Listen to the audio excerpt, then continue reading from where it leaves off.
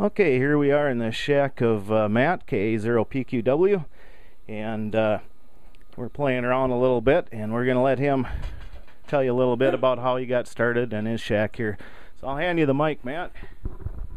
Oh, good afternoon, Larry, and everybody. It's Valentine's Day, 14th of February, and well, we're in the KAØPQW ham shack. And I guess he's got a camera on. Got a lot of equipment here, Matt. Yeah, there's a lot of gear around here. What do you do with some of this stuff here? Well, we've got a lot of mostly VHF, UHF stuff, but I'll start over here on the lower. Let me get my beer cooler out of the way. There's as far as the ham stuff on this side, we're facing where most of the ham gear is at this point.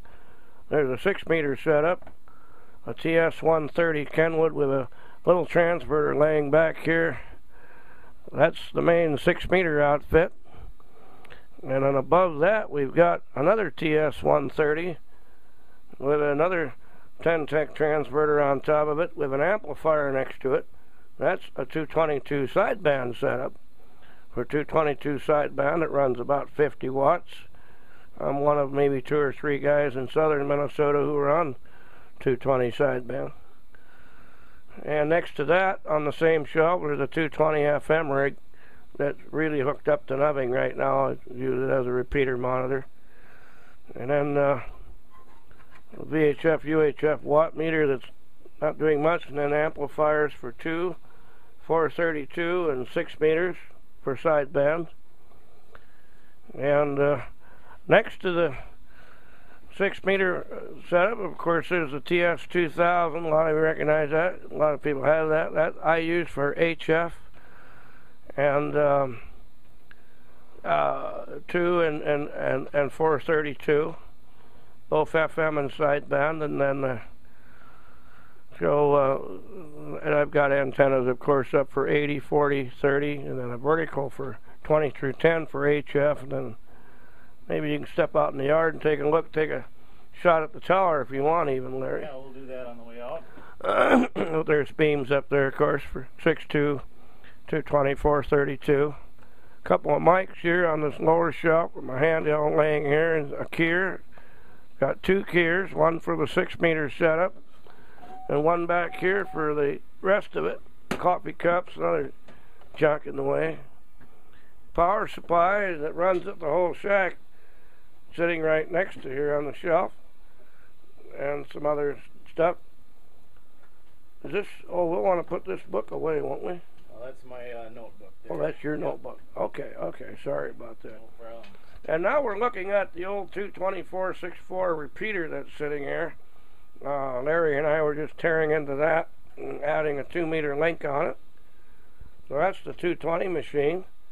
And then, of course, my junk pile over there. And then on the other side of this room, I've got two computers that run. One of them's an old 98 box. It doesn't do much. And I use it for storage. And up above that is another one that runs my music and my internet radio show. You'll see the keyboard sitting up here, and then a microphone and 2 mixers. The little Behringer mixer that you see here is what does the radio show. Let's see if you can hear music. And then I also run my audio through some of the rigs here. Now I just potted that up. There's a 6-meter rig.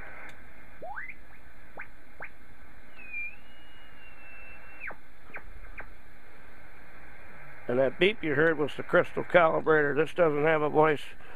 Being I'm a blind man, a lot of the blind people use voice readouts. The 6-meter setup is so old, it doesn't have that. So I use a crystal markers on that to tell where I'm at with it. And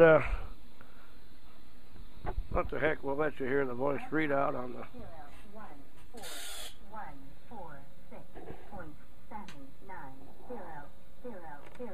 Might have picked that up.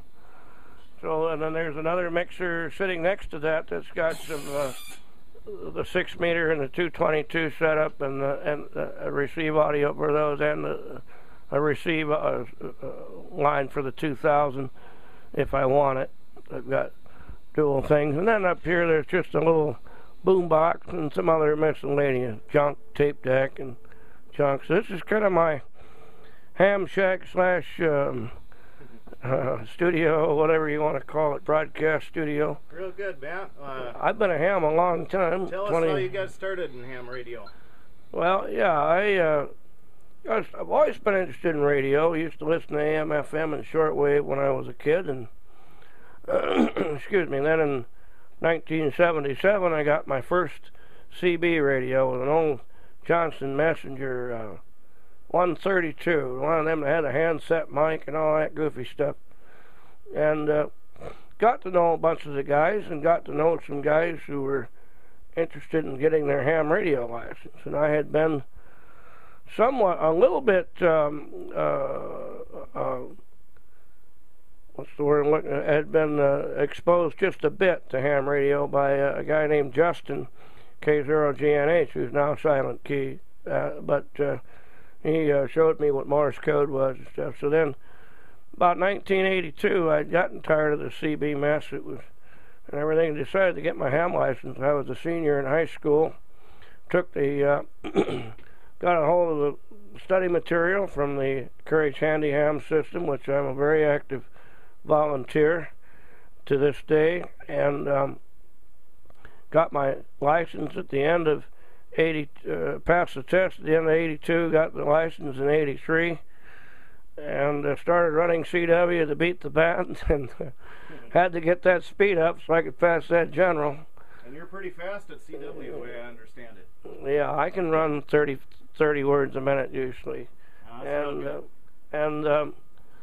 But I didn't know, I remember when I was going to take the general, I called up my Elmer K0HNY, it's also a Silent Key as of this fall, and he gave me a code tape. It was 13 words a minute. I said, no, this can't be right. This is awful slow. Oh, it's 13. He swore on the Bible. Well, you know, it was, but I was way beyond that, didn't know it. So I took the general, passed the extra class code, never got around to getting the advanced or extra until they did the restructuring or dropped the code, or some of it. I don't remember. I think it was 06 when I got my extra. But, you know, I lived in apartments and stuff, so I didn't need it. But, you know, I've never been totally, and I've always been active with something over the last 27, 8 years, whatever it's been. And you have some other hobbies too, right, Matt? Yeah, I play music, play guitar, and sing, write songs. And I play out with a little band, Matt Arthur and the Bratlanders. We're going to play in Minneapolis here coming up this weekend. Let's see, yeah, this weekend, Saturday night. So yeah, I do that, and I don't know. I was just out on a cross-country ski trip here at the end of January, and I always seem to be up to something around here. You're always up to something. Well, thanks a lot for the quick shack interview here today, Matt. Oh, you're welcome, Larry. Glad to do it. I sure appreciate your help with my little repeater project. No problem. Thank you, Matt. Boy, look at this go down, man. Oh, man. Yeah.